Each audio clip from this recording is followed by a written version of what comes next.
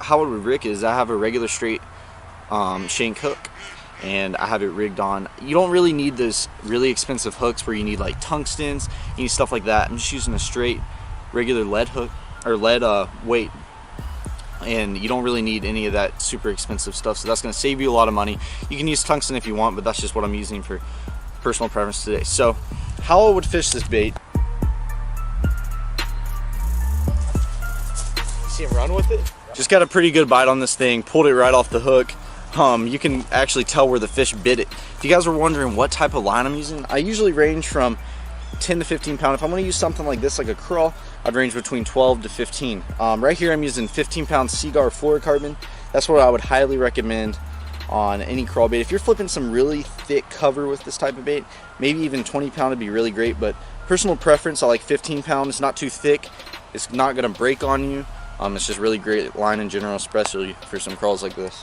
So if you're wondering what kind of places you really need to fish this crawl at, you know, tons of those bass, when the sun comes up, they're going to get in a lot of that structure. You know, there's trees, other vegetation, there's grass, there's all types of structure that those fish are going to get in. This bait's going to be perfect, especially when this bait's Texas rig like this. It's going to be perfect to flip in by that brush, to flip in by those sticks, to throw in that grass, throw on the edge of the grass. It's going to be a perfect bait to get in between all that structure. There are many ways you can work this bait. It all depends on how those fish are going to be during the day. You know, those fish can be really lethargic, they can be really slow, so you're going to be having to drag that bait on the bottom very, very slow.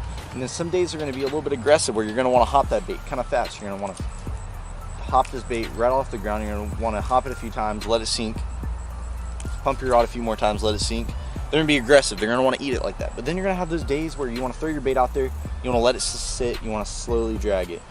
Then there's also going to be those days where those fish are just so slow, they're not wanting to chase after anything, they're not wanting to be aggressive whatsoever. You're going to want to throw that bait out there, let it sit on the bottom for a little bit, wait maybe 5-6 seconds, start to move it a little bit more, and then wait another 5-6 seconds.